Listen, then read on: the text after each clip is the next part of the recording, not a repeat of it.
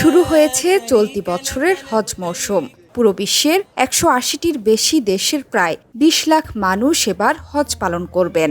শুক্রবার থেকে শুরু হচ্ছে পবিত্র হজের আনুষ্ঠানিকতা। এদিন মিনায় যাওয়ার মাধ্যমে শুরু হবে হজ কার্যক্রম। এরপর আরাফার ময়দান, মুজদালিফা, মিনায় কঙ্কর নিক্ষেপ, মাথা মুন্ডন, সাফা মারোয়া সাই, তাওয়াফ, দমে শকর আদায়ের মাধ্যমে শেষ হবে ৬ দিনের হজ কার্যক্রম।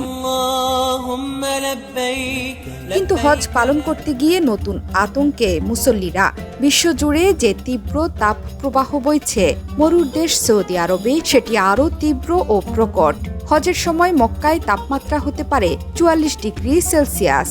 এই তীব্র তাপপ্রবাহই এখন মুসল্লিদের জন্য সবচেয়ে বড় চ্যালেঞ্জ, বিপদ সংকেত। শেকড় থেকে শিখরে। তীব্র তাপপ্রবাহের কারণে মুসল্লিরা এবার বেশ কিছু চ্যালেঞ্জের মুখে পড়তে পারেন বলে সতর্কতা জারি করেছে সৌদির স্বাস্থ্য মন্ত্রণালয়। চলতি সপ্তাহে জারি করা সতর্কবার্তায় বলা হয়েছে, এ বছর হজযাত্রীদের জন্য সবচেয়ে বড় চ্যালেঞ্জ তাপমাত্রা। স্বাস্থ্য মন্ত্রণালয়ের মুখপাত্র মুহাম্মদ আল আবদুল্লাহিল বলেছেন, উচ্চ তাপমাত্রা হজযাত্রীদের স্বাস্থ্যের জন্য ঝুঁকিপূর্ণ হয়ে উঠতে পারে। এ কারণে সবাইকে সতর্কতা অবলম্বনের পরামর্শ দিয়েছেন তিনি। সৌদি আরবের জাতীয় আবহাওয়া কেন্দ্রের পূর্বাভাস, হজের সময় মক্কার তাপমাত্রা ৪৪ ডিগ্রি সেলসিয়াস হতে পারে। তাপমাত্রা গরম থেকে অতি গরম থাকতে পারে। মক্কা ও পবিত্র স্থানগুলোর তাপমাত্রা ১.৫ ডিগ্রি পর্যন্ত উষ্ণতা বৃদ্ধির শঙ্কা রয়েছে।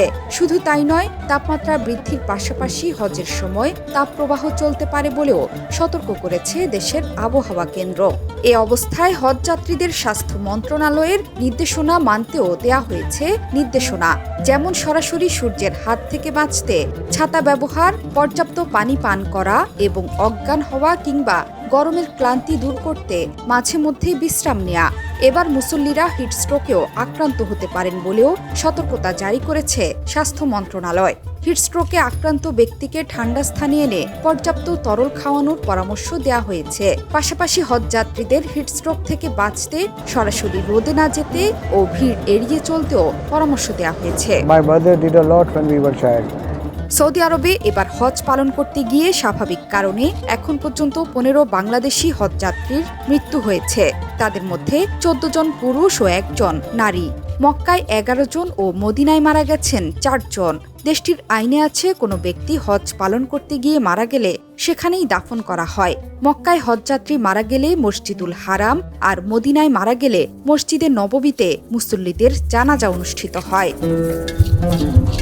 জোহরা চৌধুরী সেতু, ৭১।